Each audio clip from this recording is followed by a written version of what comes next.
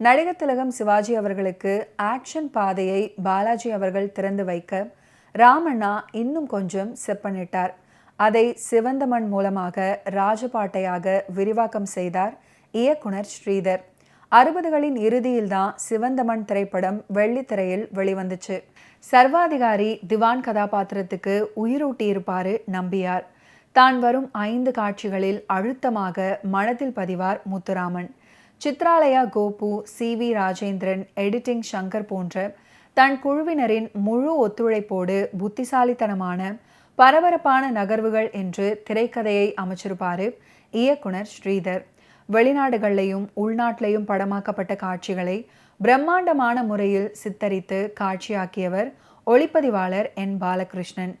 ஸ்ரீதர் படங்களின் அடர்த்தியான கதை, பொழுதுபோக்கு தன்மை ஆகிய 2 அம்சங்களையும் ரசித்து இசையமைத்தது இந்த படத்துக்கு சற்று அதிகமாகவே அமைந்து போனது.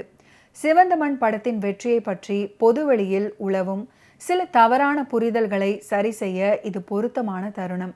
தமிழகத்தில் வெளியான 32 தியேட்டர்கள்லையும் 50 நாட்கள் ஓடியது. 9 தியேட்டர்களில் 100 நாட்களுக்கும் மேல் ஓடிய சிவந்த மண் சென்னையில் அதிகபட்சமாக 21 வாரங்கள் ஓடி நடிகர் திலகத்தின் வெற்றி படங்களின் பட்டியலில் சேர்ந்தது. சிவந்த மண் கதைக்கு தர்த்தி அப்படின்னு தலைப்பிட்டு ராஜேந்திரகுமார், வஹீதா ரஹ்மான் நடிக்க ஹிந்தியிலையும் ஒரே நேரத்தில் படமாக்கினாரு இயக்குனர் ஸ்ரீதர்.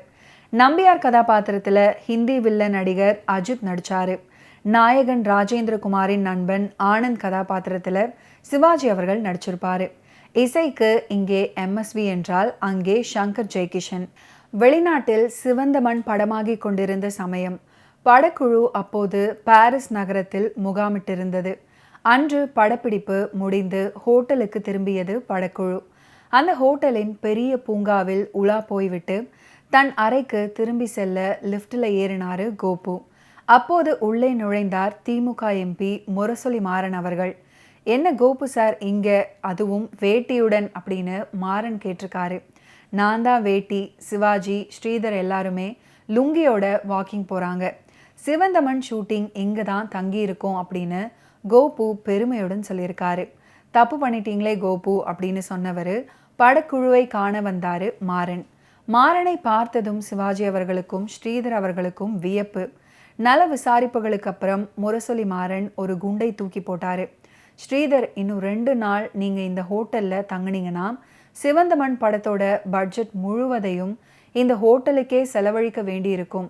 நல்ல வேலை நான் கோபுவை பார்த்தேன். உடனே காலி பண்ணிக்கிட்டு வெளியில் நான் சொல்கிற ஹோட்டலில் போய் தங்குங்க. வசதியாகவும் இருக்கும், சிக்கனமாகவும் இருக்கும் அப்படின்னு சொல்லியிருக்காரு. ஸ்ரீதர் அலறி அடித்தபடி எல்லோரையுமே ரூமை காலி பண்ண சொல்லியிருக்காரு. ஒரு நாள் தங்கியதற்கான ஹோட்டல் பில் வரவும் அந்த ஹோட்டல் பில்லை பார்த்ததுமே கோபுவின் கண்களில் இரத்த கண்ணீரே வந்துடுச்சு. டேய் ஸ்ரீ, இந்த பைசாவுக்கு நெஞ்சில் ஒரு ஆலயம் மாதிரி 3 படங்களை எடுத்திருக்கலாம் அப்படின்னு சொல்ல தலைக்கு வந்தது முரசொலி மாறனால போச்சு அப்படின்னு சொல்லியிருக்காரு ஸ்ரீதர். அனைவருமே மாறன் கூறிய ஹோட்டலில் தங்கி படப்பிடிப்பை தொடர்ந்தாங்க. பட்டத்து ராணி பார்க்கும் பார்வை பாடலை அமர்க்களமாக படம் பிடிச்சாரு. இந்த இடத்துல எல்லார் ஈஸ்வரியை பற்றி கூறியே ஆக வேண்டும். தமிழில் MSV போட்டிருந்த இந்த பாடல் மெட்டை சங்கர், ஜெய்கிஷன் மற்றும் லதா மங்கேஷ்கருக்கு போட்டு காட்டியது சித்ராலயா.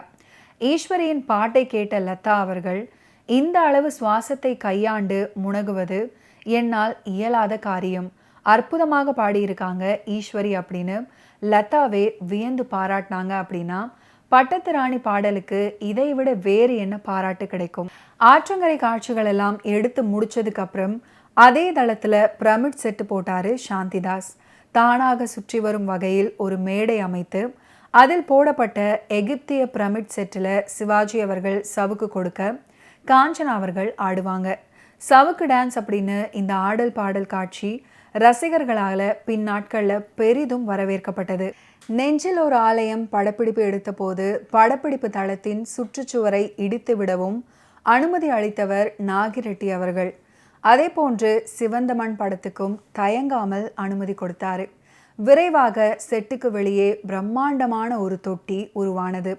பெரிய தடாகம் போல் அது காட்சியளித்தது. தடிமானமான களிமண் சுவர், தளத்திற்கு உள்ளே 40 அடி அகலத்துக்கு 6 போன்ற ஒரு அமைப்பு, ஒரு கரையில் மதுக்கடையுடன் கூடிய உணவகம், மறுகரையில் புரட்சியாளர்கள் மறைவாக வாழ ஏற்ற பகுதிகள். ஆர்ட் டைரக்டர் சாந்தி தாஸும் இன்ஜினியர் குமாரசாமியும் நன்கு ஒத்துழைத்து சிறப்பாக செட் அமைச்சிருப்பாங்க. லாரிகளில் தண்ணீர் கொண்டு வந்து தொட்டியை நிரப்புனாங்க. ஒரு தடவை ஒத்திகை பார்த்து விடலாம் அப்படின்னு தீர்மானித்தாரு இயக்குனர் ஸ்ரீதர். தொட்டி திறந்து விடப்பட தண்ணீர் சேர்த்து கொள்ள அமைந்திருந்த ஆற்றில் ஓடியது. திரும்பவும் தொட்டிக்குள்ளேயே போய் சேர்ந்தது. எல்லாம் சரியாக இயங்கிய சந்தோஷத்துடன் இருந்தாரு ஸ்ரீதர். சபாஷ் குமாரசாமி, வெல்டன் சாந்திதாஸ் அப்படின்னு 2 பேரையுமே பாராட்டினாரு. இது நடந்து ஒரு 5 நிமிஷம் ஆகியிருக்கும். உதவியாளர்கள் ஸ்ரீதரை நோக்கி ஓடி வந்தாங்க. தொட்டி உடைந்து விட்டது அப்படின்ற செய்தியை சொல்லியிருக்காங்க. 1.5 லட்சம் காலன் தண்ணீர் நிறைந்த தொட்டி அடியில் சற்று விரிசல் ஏற்பட அது வழியே தண்ணீர் வேகமாக பாய்ந்து கொண்டிருந்துச்சு. உடனே நடவடிக்கை எடுக்காவிட்டால் தண்ணீர் முழுவதும் வெளியேறி சிவந்த மண் பட செட்டை மட்டுமின்றி மற்ற படப்பிடிப்பு தளங்களையும் நாசமாக்கிவிடும்.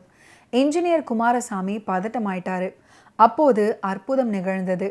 அதை எங்கள் நல்ல காலம் அப்படின்னு சொல்லலாம், அல்லது தெய்வ சித்தம் அப்படின்னும் சொல்லலாம். எப்படி இருந்தாலும் சரி, நாங்கள் என்ன செய்வது என்று புரியாமல் திகைத்து நின்ற போது தொட்டியின் உயரமான மேல் பகுதியிலிருந்து ஒரு பெரிய களிமண் பகுதியில் கட்டியாக உடைந்து உள்ளுக்குள் விழுந்து வெளியேறும் தண்ணீரால் ஈர்க்கப்பட்டு உடைப்பு பகுதிக்குள் வந்து அதை அடைத்து கொண்டது. தண்ணீர் வெளியேறுவதும் நின்றது. ஆண்டவன்தான் காப்பாற்றினான் என்று தங்களை அறியாமல் கைகூப்பியபடி நிம்மதி பெருமூச்சு விட்டாங்க. இதுக்கப்புறம் ஸ்ரீதரும் இன்ஜினியர் குமாரசாமியும் இனி ரிஸ்க் எடுக்கக்கூடாது அப்படின்னு தீர்மானித்து களிமண்ணுக்கு பதிலாக கான்கிரீட் தொட்டியை கட்ட முடிவு பண்ணாங்க. நாகிரெட்டியும் மறுபடி அனுமதி கோர, அவர் என்ன வேண்டுமானாலும் செய்து கொள்ளுங்கள், ஆனால் படப்பிடிப்பு முடிந்து கிளம்பும் போது படப்பிடிப்பு தளம் முன்பு எப்படி இருந்ததோ அதே நிலையில் விட்டு செல்லுங்கள் அப்படின்னு சொல்லியிருக்காரு. தொட்டியின் வேலை மறுபடி தொடங்குச்சு. போட்ட பட்ஜெட்டை காட்டிலும் செலவு பல மடங்காகிடுச்சு. ஆனால் சிக்கனம் பார்க்கக்கூடிய விஷயம் இல்லை இது அப்படின்னு ஸ்ரீதர் தீர்மானிச்சாரு. தொட்டி தயாரானதுமே பத்திரிகையாளரை அழைத்து காண்பிச்சாரு ஸ்ரீதர். செட்டுக்குள் ஆற்றில் ஒரு கரையிலிருந்து குதித்து மறுகரைக்கு ஒருவரை நீச்சல் அடித்து போக சொன்னாரு. பத்திரிகையாளர்கள் அசந்து போனாங்க. இந்த பத்திரிகையாளர் கூட்டத்தில் தான் படத்துக்கு பெயர் சூட்டினாரு ஸ்ரீதர். மூலக்கதையின் தலைப்பு அன்று சிந்திய ரத்தம். அதுதான் இப்போது சிவாஜி அவர்களுக்காக சில மாறுதல்களுடன் உருவாகி வருது. ரத்தம் மண்ணில் சிந்தினால் என்னாகும், அதனால் இதற்கு சிவந்த மண் அப்படின்னு பெயர் வச்சாரு ஸ்ரீதர். இரவு நேர எஃபெக்ட், பகல் நேர காட்சி அப்படின்னு 6 ஓடிய செட்டில் சிறப்பாக எடுத்தாங்க. பரிசல் கூட செலுத்தி படம் எடுத்தாங்க. ஓகே வியூவர்ஸ், இன்னைக்கு நிகழ்ச்சியில் நடிகர் திலகம் சிவாஜி கணேசன் அவர்களுடைய ஃபிலிம் கெரியரில் நடந்த பல இன்ட்ரெஸ்டிங்கான விஷயங்களை நீங்கள் பார்த்து தெரிஞ்சிருப்பீங்க. மீண்டும் அடுத்தடுத்த எபிசோட்ஸில் சந்திப்போம். நன்றி, வணக்கம்.